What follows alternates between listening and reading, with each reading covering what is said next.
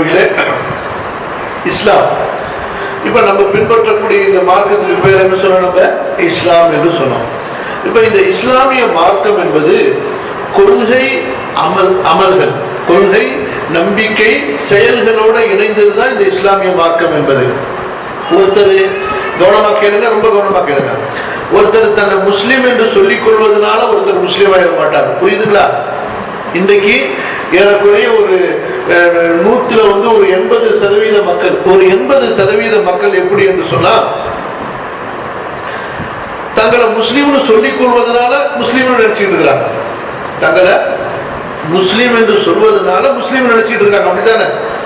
அப்படியா இல்லையா? ஆமா. இஸ்லாம்னா என்ன, நீங்க ஏன் முஸ்லீமா இருக்கிறீங்க, நீங்க முஸ்லீமா இருக்கிறதுக்கு என்ன அடையாளம்னு கேட்டா ஒண்ணுமே தெரியாது.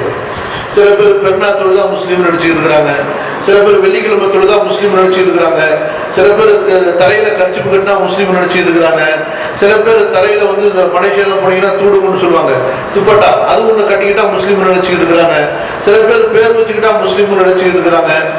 இந்த மாதிரி நிறைய மக்களுக்கு மத்தியில கேஸ் இருக்குது. ஆனா இஸ்லாம் என்பது அப்படி கிடையாது. ஒருத்தர் முஸ்லீமா இருக்கிறாருன்னு சொன்னா அவர்கிட்ட இஸ்லாம் இருக்கணும். ஒருத்தர் முஸ்லீமா இருக்கிறாருன்னா அவர்கிட்ட என்ன இருக்கணும்? இஸ்லாம் இருக்கணும். அப்பதான் ஒரு முஸ்லீம். அப்ப இஸ்லாம்ல என்ன இருக்குன்னு சொன்னா 2 பகுதிகள் இருக்கு. இஸ்லாம்ல எத்தனை பகுதி இருக்கு? 2 பகுதிகள் இருக்கின்றன. ஒன்று ஈமான், இன்னொன்று அமல். சொல்லுங்க பார்க்கலாம். இரண்டாவது அமல். இஸ்லாம்ல என்ன இருக்கு? ஒன்று ஈமான், இரண்டாவது அமல். அப்ப நம்ம ஏற்கனவே உங்களுக்கு சொல்லிக்கொண்டே வந்திருக்கிறோம். அந்த ஈமானை தான் நம்ம என்ன சொல்றோம்?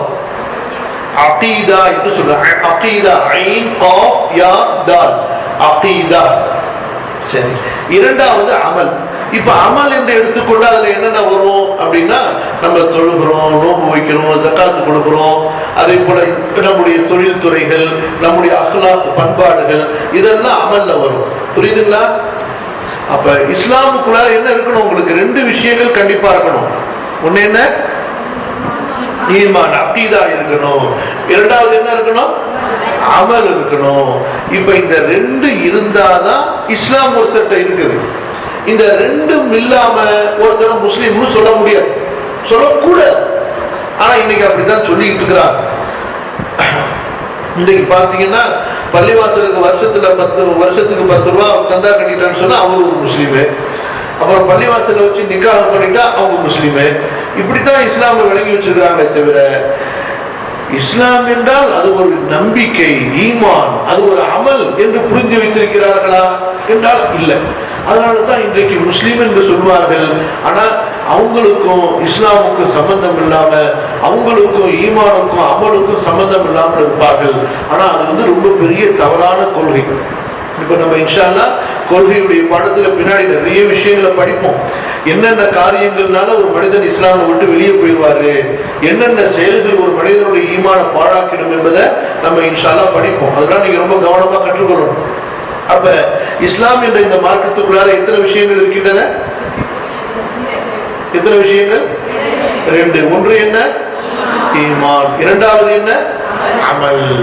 அப்ப அமல்ல தான் வணக்க வழிபாடுகள், நம்முடைய முஆமலாத், வியாபாரம், தொழில் துறை, குழுக்கள் வாங்கல், பண்பாடுகள், நம்முடைய அஹ்லாக்.